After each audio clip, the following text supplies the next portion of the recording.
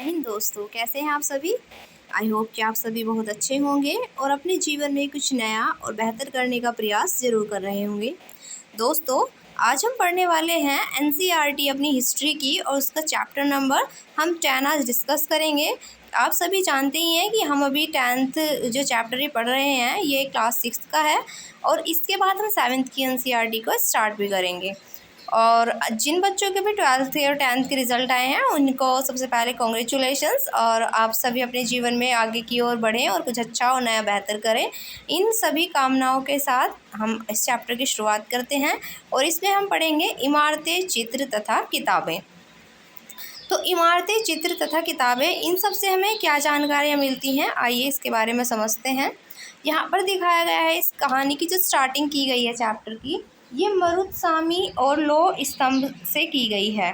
तो मरुत्सामी जो है ये एक बच्चा है जो कि यहाँ पर आपको दिखाया गया है। तो मरुत्सामी आज बहुत खुश था। पहिएदार कुर्सी में बिठाकर उसका भाई उसे कुतुब मीनार दिखाता हुआ प्रसिद्ध लौह स्तंभ के सामने ले आया। धूल भरे पथरीले रास्तों से रैंप के सहारे यहाँ तक आना काफ़ी मुश्किल था। अपने इस अनुभव को मारुत्सामी कभी नहीं भूल पाएगा। तो कुतुब मीनार देखी उसने और उसके साथ ही उसने देखा प्रसिद्ध लौह स्तंभ। अब हम भी देखेंगे कि कहाँ पर कुतुब मीनार है और कहाँ पर लौह स्तंभ है। तो आइए शुरू करते हैं। सबसे पहले जानेंगे धातु विज्ञान क्या है। तो प्राचीन भारतीय धातु वैज्ञानिकों ने विश्व धातु विज्ञान के क्षेत्र में प्रमुख योगदान दिया है। पुरातात्विक खुदाई ने यह दर्शाया है कि हड़प्पावासी कुशल शिल्पी थे। तो जो हड़प्पावासी थे, जहाँ हड़प्पा में रहते थे, वो कुशल शिल्पी थे और उन्हें तांबे के धातु कर्म यानी कि उसके धातु शोधन की जानकारी थी। उन्होंने तांबे और टिन को मिलाकर कांसा भी बनाया। तो कांसा किससे बनता है? तांबे और टिन को मिलाकर बनाया जाता है कांसा। जहाँ हड़प्पावासी कांस्य युग से जुड़े थे, वहीं उनके जो उत्तराधिकारी मतलब उनके बाद के लौह युग से संबंधित थे। भारत अत्यंत विकसित किस्म के लोहे का निर्माण करता था, जैसे कि खोटा लोहा, पिटवा लोहा और ढलवा लोहा। तो भारत में ऐसे ऐसे लोहों का निर्माण होता था, खोटा, पिटवा और ढलवा लोहा। अब बात करेंगे लौह स्तंभ की। तो ये जो आप यहाँ पर चित्र देख पा रहे होंगे, ये चित्र है दिल्ली के मेहरौली में स्थित एक लौह स्तंभ का। तो ये लोहे का बना हुआ एक स्तंभ है और कहाँ पर है? मेहरौली, दिल्ली के अंदर। तो मेहरौली, दिल्ली में कुतुब मीनार के परिसर में खड़ा यह लौह स्तंभ भारतीय शिल्पकारों की कुशलता का एक अद्भुत उदाहरण है। इसकी ऊंचाई 7.2 मीटर और वजन इसका 3 टन से भी ज़्यादा है। इसका निर्माण आज से लगभग 1500 साल पहले हुआ और इसके बनने के समय की जो जानकारी है हमें इस पर खुदे हुए अभिलेख से मिलती है। इसमें चंद्र नाम के एक शासक हैं जिनका जिक्र किया गया है, जो संभवतः गुप्त वंश के थे। आश्चर्य की बात तो यह है कि इतनी शताब्दियों के बाद भी इसमें जंग नहीं लगा। आज तक भी ये ऐसे ही खड़ा है, इसमें जंग नहीं लगा। अब बात करेंगे ईंटों, पत्थरों और इमारतों की। जो ईंट और पत्थर से बनी हुई इमारतें हैं उनकी। हमारे शिल्पकारों की कुशलता के नमूने स्तूपों जैसे कुछ इमारतों में देखने को मिलते हैं। स्तूप का मतलब होता है टीला। स्तूप का मतलब क्या होता है? टीला। हालांकि स्तूप जो होते हैं वो विभिन्न आकार के होते थे, कभी गोल, कभी लंबे, तो कभी बड़े या छोटे। तो इनका अलग अलग आकार था, कभी गोल होते थे, कभी लंबे, कभी छोटे, कभी बड़े। उन सब में एक समानता थी, इन सब में एक कॉमन चीज़ थी, वो थी प्राय सभी स्तूपों के भीतर एक छोटा सा डिब्बा रखा रहता था। यानी कि इन स्तूपों के अंदर एक छोटा सा डिब्बा रखा रहता था, ये इनमें कॉमन था। इन डिब्बों में बुद्ध या उनके अनुयायियों के शरीर के अवशेष मिले हैं, जैसे कि दांत, हड्डी या राख, या उनके द्वारा उपयोग की गई कोई चीज़ या कोई कीमती पत्थर अथवा सिक्के इसमें रखे रहते हैं। किस में रखे रहते हैं? स्तूप के अंदर जो एक डिब्बा रहता है उसमें। इसे धातु मंजूषा कहा जाता है। क्या कहते हैं इस डिब्बे से को? इसे कहा जाता है धातु मंजूषा कहते हैं। प्रारंभिक स्तूप धातु मंजूषा के ऊपर रखा मिट्टी का टीला होता था। तो मंजूषा के ऊपर रखा हुआ मिट्टी का जो टीला था, यही क्या होते थे? प्रारंभिक स्तूप होते थे। बाद में टीलों को ईंटों से ढक दिया गया और बाद के काल में उसे गुंबदनुमा ढांचे को तराशते हुए पत्थरों से फिर उसको ढक दिया गया। तो ये बाद के टाइम में ऐसा हुआ। यहाँ पर देखिए, ये जो आपको चित्र दिखाया गया है, ये है सांची का महान स्तूप। इसका नाम भी आपने सुना होगा। तो ये है सांची का स्तूप। अब देखो, ये गुंबदकार तरीके से यहाँ पर इसको ऐसा कवर्ड अप किया गया है ना। तो प्राय क्या होता था, प्राय स्तूपों के चारों ओर परिक्रमा करने के लिए वृत्ताकार पथ भी बना होता था, जिसे प्रदक्षिणा पथ कहते थे। तो प्रदक्षिणा पथ क्या है, एक वृत्ताकार पथ है जिसे प्रदक्षिणा पथ कहा जाता था, जिसकी चारों ओर परिक्रमा की जाती थी, तथा इस रास्ते को रेलिंग से घेर दिया जाता था, जिसे वेदिका कहते थे। वेदिका में प्रवेश द्वार बने होते थे और रेलिंग तथा तोरण प्राय मूर्ति कला की सुंदर कलाकृतियों से सजे होते थे। तो रेलिंग और तोरण जो हुआ करते थे वो प्राय मूर्ति कला की जो सुंदर कलाकृतियां हैं उनसे सजे हुए होते थे। जैसे कि चित्र 7 पेज नंबर, इस पर अमरावती अब बाद में देखेंगे, पहले आगे पढ़ते हैं। देखिए, यहाँ कभी एक भव्य स्तूप हुआ करता था। लगभग 2000 साल पहले इस स्तूप को सजाने के लिए शिलाओं पर चित्र उकेरे गए। कई बार पहाड़ियों को काटकर बनावटी गुफाएं बनाई जाती थी। भाई, पहाड़ियाँ काट दी जाते थे और उसमें डिज़ाइन बनाते जाते थे और पहाड़ियाँ काटकर गुफाएं बनवाई जाती थी। इस तरह की कई गुफाओं को मूर्तियों तथा चित्रकारों के द्वारा सजाया जाता था। इस काल में कुछ आरंभिक हिंदू मंदिर का भी निर्माण किया गया। इन मंदिरों में विष्णु, शिव, दुर्गा जैसे देवी देवताओं की पूजा होती थी। मंदिरों का सबसे महत्वपूर्ण जो भाग था वो होता था गर्भगृह। तो गर्भगृह जो हुआ करता था ये सबसे महत्वपूर्ण भाग था, और गर्भगृह में जहाँ पर मुख्य देवी या देवता की मूर्ति को रखा जाता था। तो गर्भगृह से कहते हैं जहाँ पर जो मुख्य वहाँ पर देवी देवता हैं उनकी मूर्ति को रखा जाता था। इसी स्थान पर जो पुरोहित थे वो धार्मिक अनुष्ठान और पूजा वगैरह करते थे तथा भक्त पूजा करते थे, और अक्सर गर्भगृह को एक पवित्र स्थान के रूप में दिखाने के लिए भीतरगांव जो था, भीतरगांव जैसे मंदिरों में उसके ऊपर काफ़ी ऊंचाई तक इसका निर्माण किया जाता था, और जिसे हम कहते थे शिखर, जो काफ़ी ऊंचाई तक देखो यहाँ पर निर्माण किया जाता था। ये क्या कहलाता था, ये शिखर कहलाता था। शिखर निर्माण के कठिन कार्य के लिए सावधानी से योजना बनानी पड़ती थी। अधिकतर मंदिरों में मंडपम नाम की एक जगह होती थी। यह एक सभागार होता था जहाँ पर लोग इकट्ठा होते थे। तो मंडपम वो जगह होती थी जहाँ पर लोग इकट्ठा हुआ करते थे। आइए पहले हम चित्र के बारे में देख लेते हैं। यहाँ पर देखिए, अगर आप इस चित्र को देखेंगे तो यहाँ पर आपको दिखाया गया था ये सांची का महान स्तूप है, ये यहाँ पर दिखाया गया आपको। और इस तरह के जो स्तूपों का निर्माण है वो कई सौ सालों तक चलता रहा। इस स्तूप में ईंटों का प्रयोग संभवतः अशोक के ज़माने का है, जबकि रेलिंग और प्रवेश द्वार ये बाद के शासकों के काल में इसमें जोड़े गए। बाईं तरफ यहाँ पर अगर हम देखें तो अमरावती की एक शिल्प कीर्ति दिखाई गई है, और इसमें आप देख सकते हैं कि किस तरह से यहाँ पर आपको ये चीज़ें दिखाई गई हैं। इसमें हाथी, घोड़े और मनुष्य भी दिखाए गए हैं। अब यहाँ देखेंगे तो ये मंदिर है, और यहाँ देखेंगे तो ये मंदिर की ये जो देखिए ऊंचाई तक बना रखा है, ये इसका शिखर कहलाएगा, ऊपर वाला पार्ट। तो इनको ऊंचा ऊंचा बनाया जाता था मंदिरों को काफ़ी। अगर आप देखेंगे यहाँ पर देखिए तो हमने देख लिया मंडपम जो होता था एक सभागार होता था जहाँ पर लोग इकट्ठा होते थे, और इसी के साथ जो महाबलीपुरम और ऐहोल था, ऐहोल तो हम पहले भी पढ़ चुके हैं। तो इन शहरों में पत्थरों से बने हुए कुछ उत्कृष्ट मंदिर हैं, और इनमें से कुछ यहाँ दिखाए गए हैं। देखिए, एक मंदिर ये यहाँ पर आपको दिखाया गया है, और इस तरह का जो मंदिर है ये, तो सबसे पहले ऊपर अगर यहाँ पर हम देखें बाएं तरफ, ये जो दिखाया गया है आपको यहाँ पर, ये है उत्तर प्रदेश के भीतरगांव का एक आरंभिक मंदिर। तो आपसे पूछा जाता है भीतरगांव का मंदिर कहाँ पर है, तो ये उत्तर प्रदेश में दिखाया गया आपको। ये आज से लगभग 1500 साल पहले बनाया गया, और ये ईंट और पत्थरों से बनाया गया है। ये बनाया गया है ईंट और पत्थरों से बनाया गया है। और ये जो मंदिर दिखाए गए हैं आपको, ये महाबलीपुरम के एकाश्मिक मंदिर हैं। कहाँ के हैं ये, महाबलीपुरम के हैं, और एकाश्मिक मंदिर हैं। इनमें से प्रत्येक मंदिर की एक विशाल पहाड़ी को तराश कर बनाया गया है, और इसलिए इन्हें कहा जाता है एकाश्म, यानी कि मोनोलिथ कहा गया है। ईंटों से बनाए जाने वाले मंदिरों से बिल्कुल भिन्न होते हैं। ईंटों से बनी इमारतों में नीचे से ईंटों को जो एक एक करके फिर तह जोड़ते हुए उसके ऊपर ले जाते हैं। जबकि जब चट्टानों से मंदिर बनाए जाते हैं तो चट्टान तराश कर बनाए जाने वाले जो मंदिर हैं इनको पत्थर काटने वाले ऊपर से नीचे के क्रम में बनाते हैं। देखिए यहाँ पर अगर आप देख पाएंगे तो जब ये ईंट और पत्थरों से बना है तो ये तह लगा के ऐसे ईंट के ऊपर ईंट रख के ऐसे बनाए जाएंगे, जबकि ये पहाड़ियों में बने हुए मंदिर है और इनको बनाने की शुरुआत ऊपर से की जाती है, और जब ये ऊपर से डिज़ाइन देते देते इनको नीचे लेके आते हैं। तो ये ईंट और पत्थरों से बनाए जाने वाले मंदिर ये होते हैं उससे तराश कर बनाए जाने वाले मंदिर जो होते हैं, और ईंटों वाले जो हमने भी देखा भीतरी गांव का मंदिर था वो।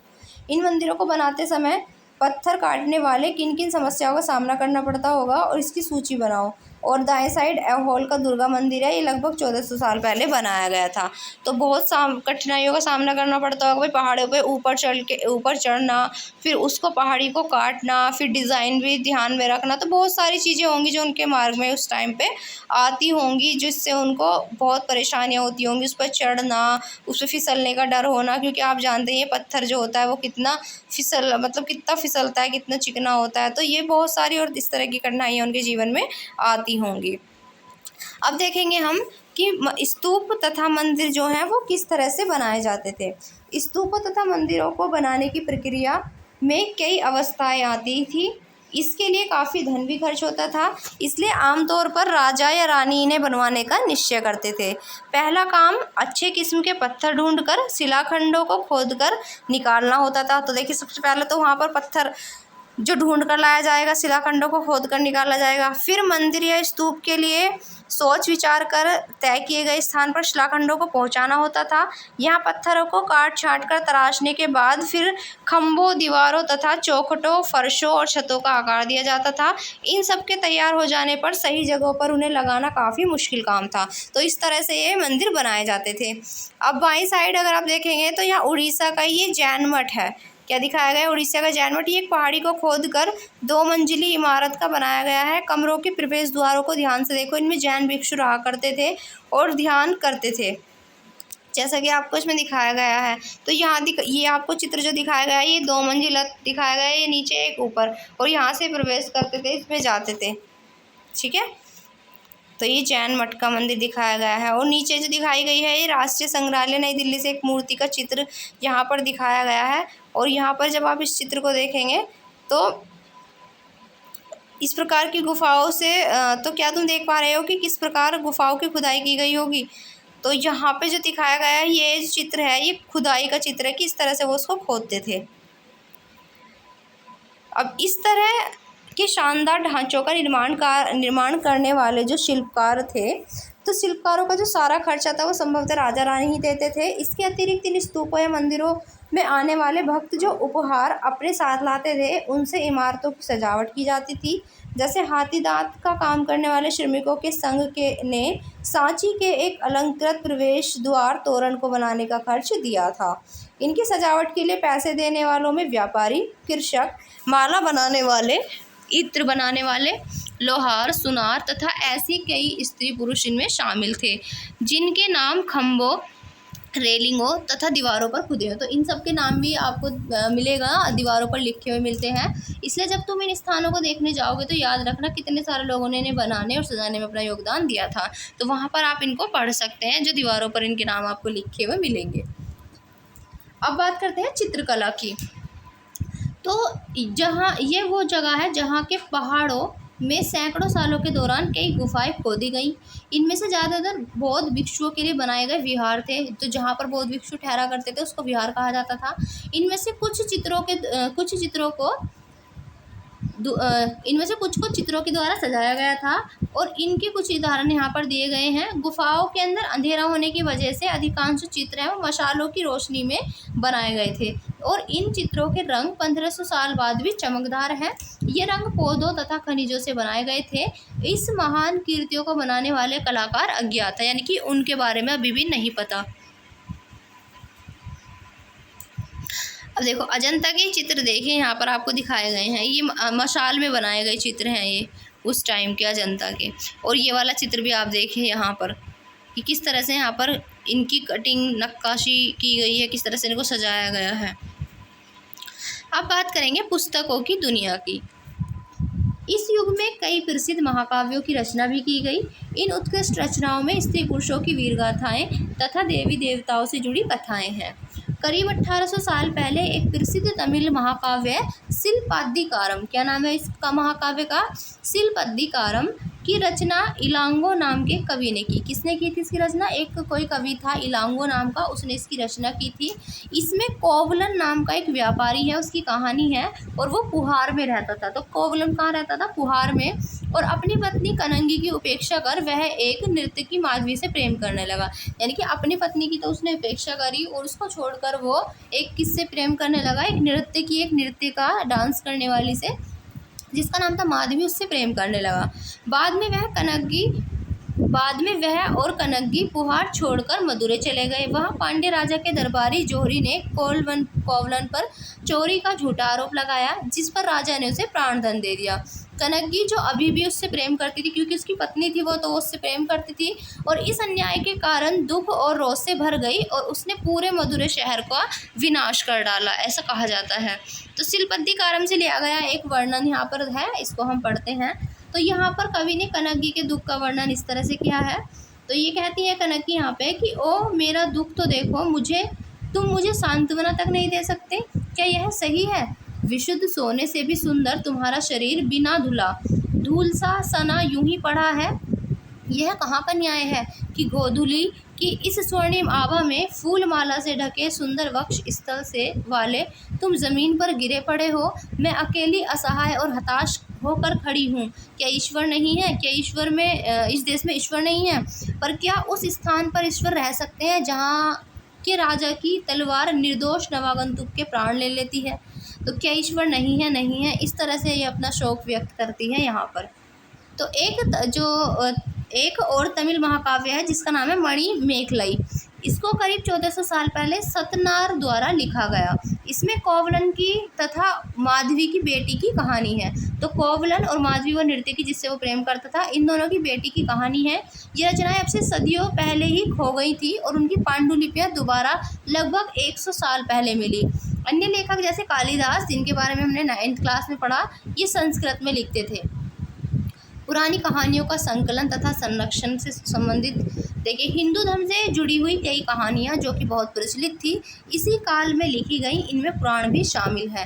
पुराण का शाब्दिक अर्थ होता है प्राचीन, और पुराणों में विष्णु पुराण, शिव पुराण, दुर्गा पुराण या पार्वती जैसे देवी देवताओं से जुड़ी कहानियाँ। देखिए ये जो पुराण हैं, वायु पुराण, मत्स्य पुराण, शिव पुराण, ये अलग अलग पुराण के नाम आप सुनेंगे। और इनमें जो देवी देवताओं जिनका जिक्र मिलता था, तो ये इनमें शिव, विष्णु, दुर्गा, पार्वती जैसे देवी देवताओं से जुड़ी हुई कहानियाँ आपको मिलेंगी। कहानियाँ हैं तो देवी देवताओं की जो पूजा की विधियाँ भी दी गई हैं, और इसके अतिरिक्त इनमें संसार की सृष्टि तथा राजाओं के बारे में भी कहानियाँ हैं। अधिकतर पुराण ये संस्कृत श्लोक में लिखे गए हैं, जिससे सब उन्हें सुन सकें और समझ सकें। तो ज़्यादातर जो सरल संस्कृत में लिखे गए हैं ताकि लोग उन्हें इजीली समझ सकें। पुराणों का जो पाठ है वो मंदिरों में पुजारी करते थे, तो मंदिरों में किया जाता था, जो कि पुजारी करते थे, जिसे लोग सुनने आते थे। तो भारत के अंदर 2 महाकाव्य बहुत प्रसिद्ध हैं हिंदी। तो यहाँ पर 2 संस्कृत महाकाव्य हैं, एक तो महाकाव्य भारत और दूसरा रामायण। ये लंबे अरसे से लोकप्रिय रहे हैं, आज के टाइम में भी इनकी लोकप्रियता काफ़ी है रामायण की। तुमने भी इनमें से कुछ बच्चे इन कहानियों से परिचित होंगे। महाभारत जो है ये कौरवों और पांडवों के बीच के युद्ध की कहानी है, और इस युद्ध का उद्देश्य पुरु वंश की राजधानी हस्तिनापुर की गद्दी को प्राप्त करना था। यह कहानी तो बहुत पुरानी है, पर आज इसे हम जिस रूप में जानते हैं वह करीब 1500 साल पहले लिखी गई। ऐसा माना जाता है कि पुराण और महाभारत दोनों को ही व्यास नाम के ऋषि ने संकलित किया था, और महाभारत में भगवद गीता भी है। तो महाभारत में ही भगवद गीता आती है हमारी। रामायण की जो कथा है वो कौशल के राजकुमार राम के बारे में है। उनके पिता ने उन्हें वनवास दे दिया था, और वन में उनकी पत्नी सीता का लंका के जो राजा थे रावण, उसने अपहरण कर लिया था, और सीता को वापस पाने के लिए ही राम को लड़ाई लड़नी पड़ी, और वे विजय होकर कौशल की राजधानी अयोध्या लौटे। और महाभारत की तरह ही रामायण भी एक प्राचीन कहानी है, जिसे बाद में लिखित रूप दिया गया। और जो संस्कृत रामायण के लेखक हैं वो वाल्मीकि माने जाते हैं। वाल्मीकि ने लिखी थी रामायण। अब देखते हैं आम लोगों के द्वारा कही जाने वाली कहानियाँ ये क्या है।